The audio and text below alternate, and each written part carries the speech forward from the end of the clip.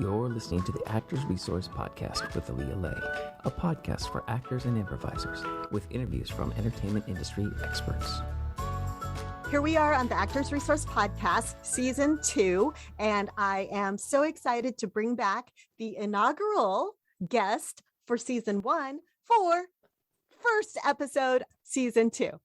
Real quick, Shawn Maus is sincere, frank, curious, ambitious, and humorous, or so he's been told. Review, writer, mentor, screenwriter, playwright, and life adventurer. He is the creator and host of the podcast, Art in Your Heart. His TV pilot, Soulcatch, was a quarterfinalist in the Chicago Screenplay Awards, and his feature script, Boxes, has received numerous recognitions, including being named a semifinalist in the Screencraft Drama Screenplay contest. He is a producer for the upcoming fashion reality show, The Collective, which will be streamed all over the world in October. His website is shawnmaus.net. That's spelled ShawnMaus.net. And you can hear his podcast, Art in Your Heart, wherever you get your podcasts.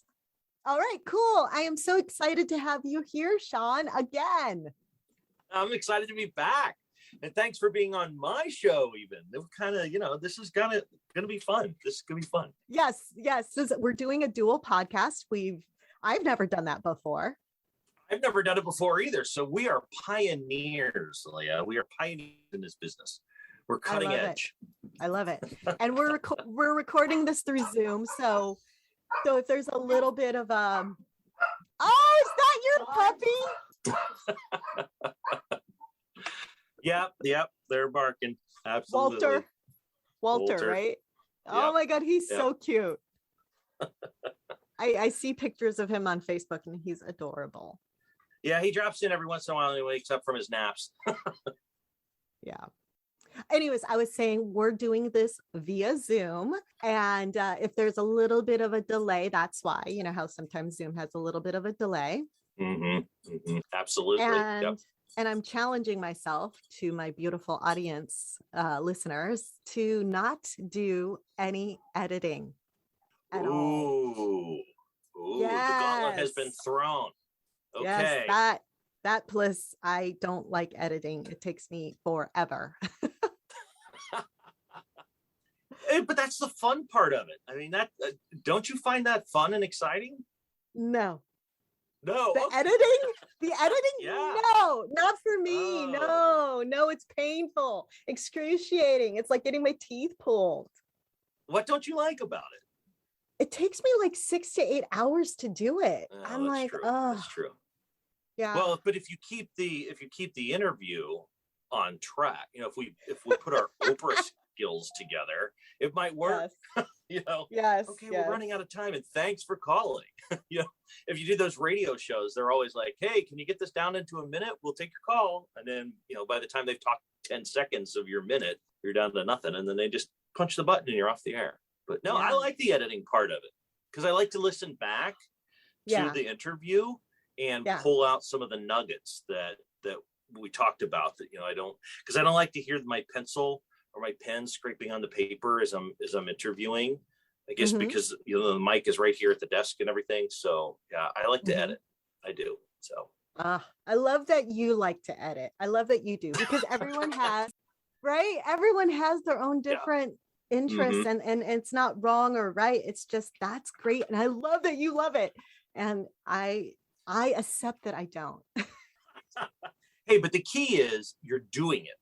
You're doing the podcast. Everybody talks about them. I hear all these folks, hey, I wish I had a YouTube channel and stuff. The key is just do it. Just get it out there, put it out there, put your art out there and make it happen. And you know what? If you don't edit, you don't edit, because sometimes the raw stuff is fun. Sometimes, you get those gag reels that you and I are used to, you more so than me, because being the actor that you are. Do you get to watch your gag reels? Do they give you your gag reels? I have, for some of my indie films or shorts, I've seen some gag reels, just outtakes. They're not really gag reels, but just things, right? Yeah. But it's fun. I I always enjoyed watching all the outtakes on, Yeah. blockbusters, right? At the end, you get to see the outtakes and it's like, oh, that's so fun. And it's just so funny. I really enjoy that. Yeah. Yeah. Okay. But, so for the format, yes. You want to just trade off questions? Okay. Let's trade off questions. I have to admit, Shawn, because this is a dual podcast, I have not been comfortable being interviewed or as a guest. I was supposed to be a guest on this other podcast, and I just rescheduled for, years. So here we are. Yay for working on being uncomfortable. You've got a lot of firsts going on then today. So I'll let you handle the interview process. And if I want to bounce back with a question, I'll just do it that way. How's that? That sounds great. Thank you. Perfect. You're the host. First, I'm the host. Okay. All right. We'll make it. We'll do that.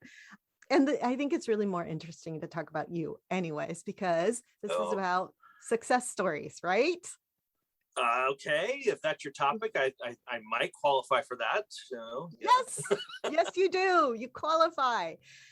Well, first of all, I want to congratulate you on what I just read in the bio. So many recent successes. Producing The Collective, which is exciting, a fashion reality show coming out in October. So I want to hear about that, as well as the fact that you wrote a screenplay recently.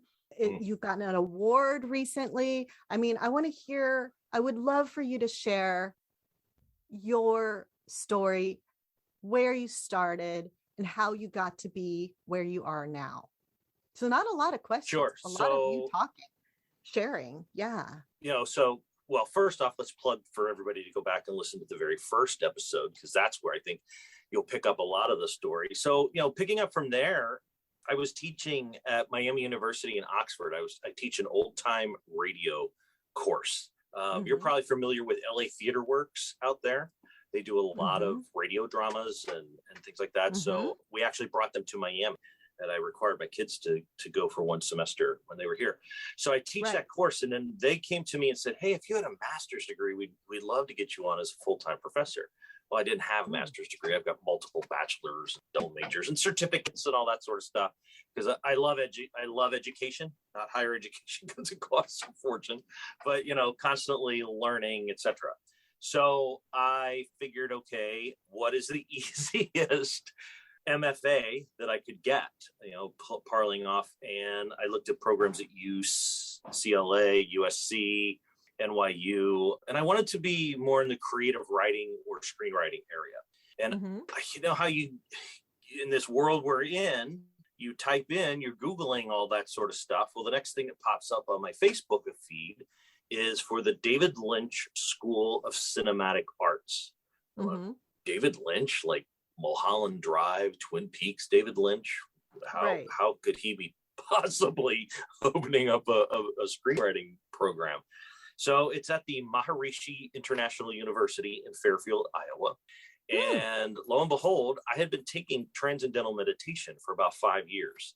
No way. Just because, I just, prior to the pandemic, it was just one of those things where I just felt like I was all over the place, and I wanted to find more natural, holistic ways of just calming down and being focused and centered. I didn't want to do all, go to my doctor and get on all kinds of medication and all that. I mean, I had even been tested for ADD, and that wasn't the issue. So I'm like, okay, something's got to give.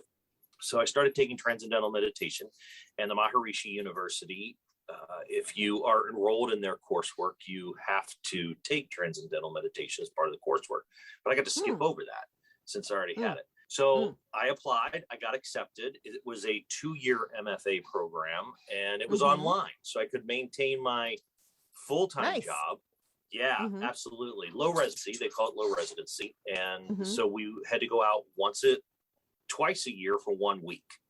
So I would just take my vacation time, and I would go out and taught by amazing, amazing people. And one of the things that I really wanted in that part of a program was I wanted to be taught by people who were actually working in the industry and hadn't been retired out of it, I just wrote a book and I'm qualified. So I learned from, I can name drop, but I learned from I learned from writers that were on Homeland, Yeah. Everybody loves Raymond. Ellen Sandler Yeah. was one of our people. She was creative executive producer on Everybody Loves Raymond. Glenn Gares came in. Glenn does a lot of rewrites, but he's most known for a movie in the 80s, Wild at Heart with Jeff Bridges. Hilarious movie.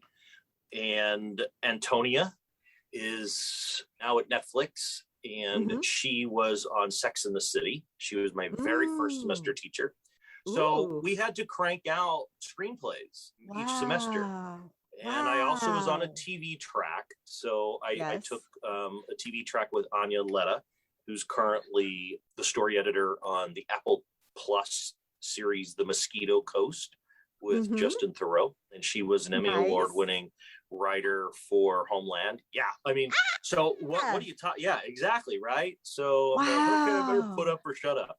So one of the things that they had us do was take this business class, and we had to, one of the parts that I wanted to do was kind of not just get the opinions of my classmates and the mentors and the professors, but I wanted outside opinions. So I started entering contests. And that's how I have a television show called Soulcatcher, a pilot that we had to write, and we had to create the Bible and the pitch deck and all of that. So, oh yeah, a lot of work. This course was a lot of work. Great work. Wow. I mean, I felt like I'm really prepared to go out in the business and, meet folks, which is again what I wanted to do. I'd been out of the business for so long, and I wanted to be able to reconnect. So it was great.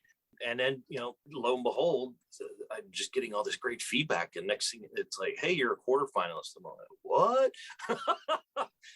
Out of 4,000 people that submitted scripts. And then I made it to the quarterfinalists for what? For what? For the TV show. The TV show got a quarterfinalist at the Chicago Screenplay Awards. And it's now in the running for the next one, which would bring me up to a semifinalist if I get that. Got great notes. Yeah. Things that I can fix, things that were consistent amongst other contests that I had entered. So I feel really good about that everybody's picking up on the same thing, that you're not getting, oh, well, this is wrong and you should do it this way and stuff like that. I listened to a podcast called Script Notes with John August and Craig Mazin. And a couple of weeks ago, they had a person talking that had called in or sent in a thing that she's been in these contests and they nothing but tear you down. I'm like, well, you got to look at things and find if it's the same thing. If everybody's pointing to the same beat or moment or character in your script, then maybe you need to take that advice. But if you're getting all kinds of stuff from all over the place, stay with what's in your heart and go there and find those things. You don't have to listen to 15 people if they're all saying 15 different things. Because that's not any help. So so then the pandemic happened, and in December my agent called me, and my background, I have some background in PR and marketing, and my agent called me and she said, hey, I'm working with a couple of producers who are coming to town, and they just need some media advice because they're going to do a reality show here. Would you mind talking to them? So I took the call. And it was about an hour or so. That was in December, and thought that was going to be the end of it. And in February, they called back and said, hey, we would love for you to be our media director for this show called The Collective. And what that is it's really a first of its kind show. It's never really been done before. It hasn't been done before. They're taking fashion designers from the most popular reality TV fashion shows. I can't name them, but you can go and, if you go on the collectivefashionshow.com on our website, you'll be able to see all these people, and then you can Google it for yourself. But they're going to bring all these reality TV fashion designers together to showcase their designs and meet the fans via online events, during what will be Fashion Week here in Cincinnati, Ohio. So Amy Bond is one of the creators, and she's the co-host and executive producer. She was on Netflix's Next in Fashion. And that's how she met all of these different reality show designers. She happened to come here to Cincinnati and was doing a workshop for doing a workshop for my agent. So a lot of her actors and runway talent and all that went to this workshop. Amy strolling down what we call OTR, over the Rhine. It's a hip and up and coming area, part of town. And she found all these designers and all these boutiques and things, and ran into Tessa Clark, who was a competitor on another show, who lives here in Cincinnati and had opened a boutique. And they just started talking, and Amy realized there's a lot of talent in this town.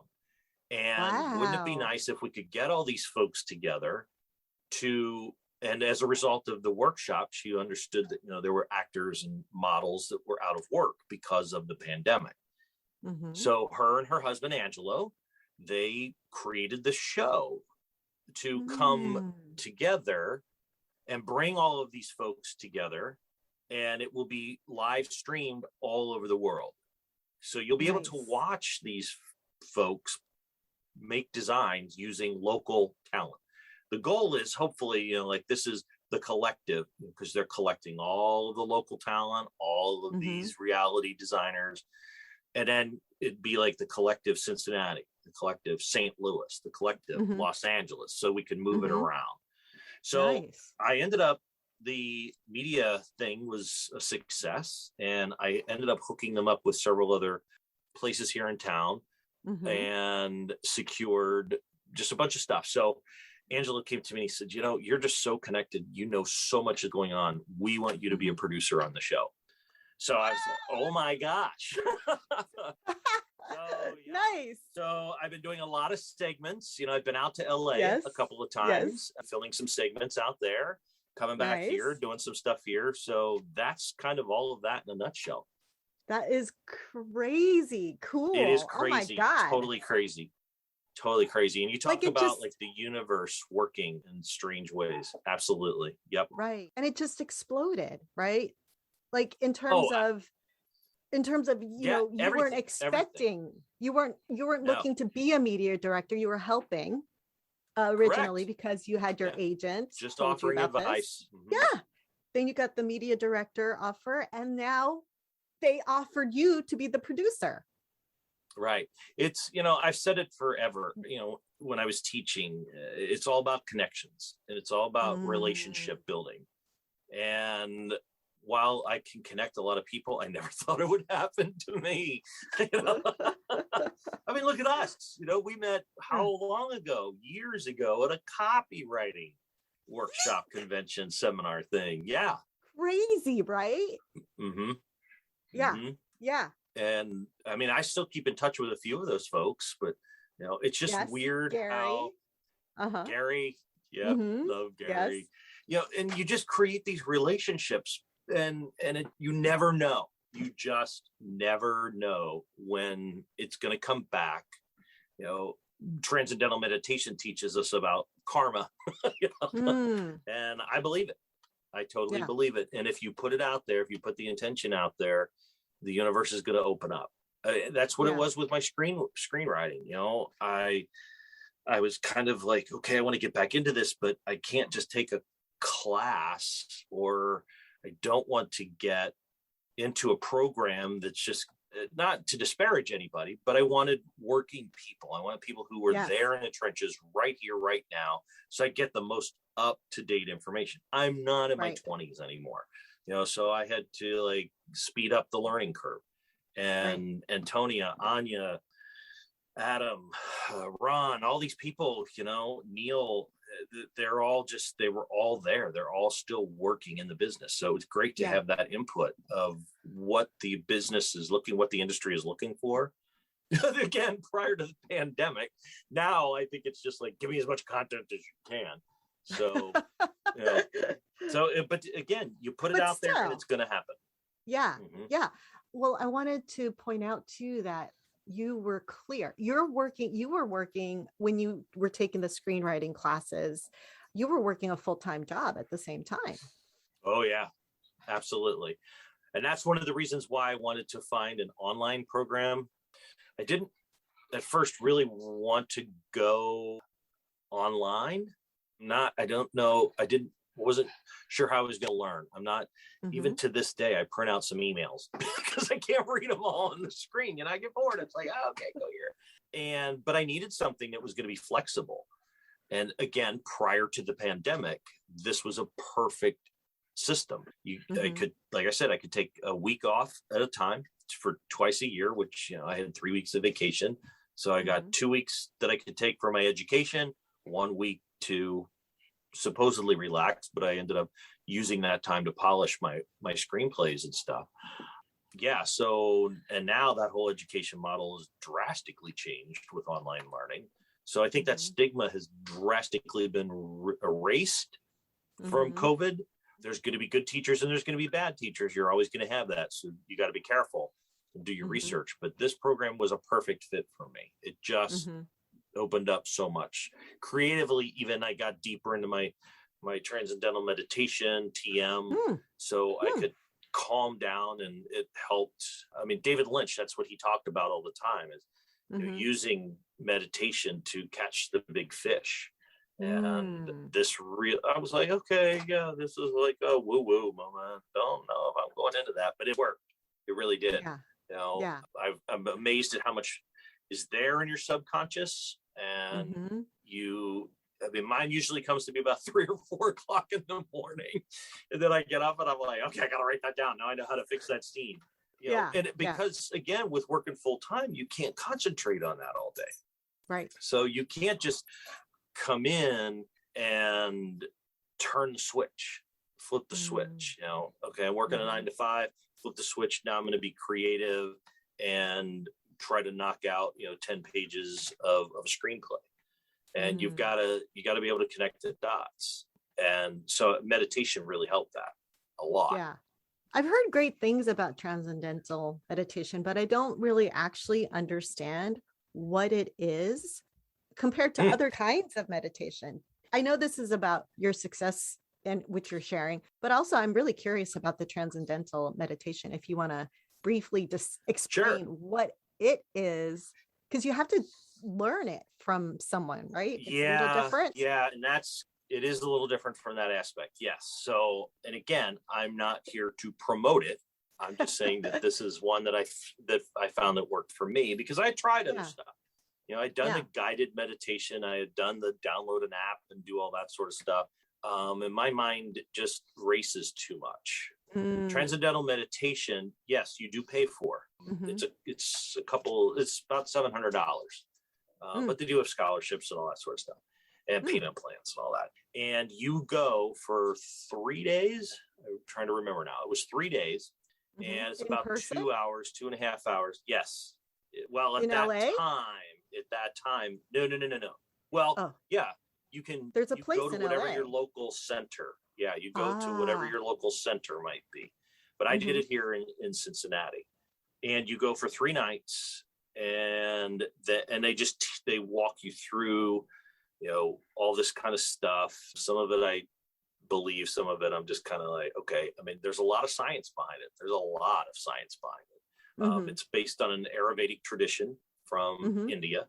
And the biggest component that everybody kind of knows is probably the Beatles learned it directly from the Maharishi. So that's, I think, where he had this idea to bring it to the world, kind of thing. And then the Beatles, when they went and lived in India, it kind of just took off. But you get a mantra, and your mantra is different for everybody. So that's why you have to learn it from someone, because they kind of learn, what's your personality, what are you facing, these kinds of things. And I'm really oversimplifying. I hope the TM people don't come after me. But yeah, they and it's geared toward you. So your mantra is specific toward you. And you repeat this mantra for your meditation? You do, but it's to focus. It's really to focus your mind and shut everything out. They like to talk about, there's like the ocean, the top of the ocean, okay, and the waves and all this stuff.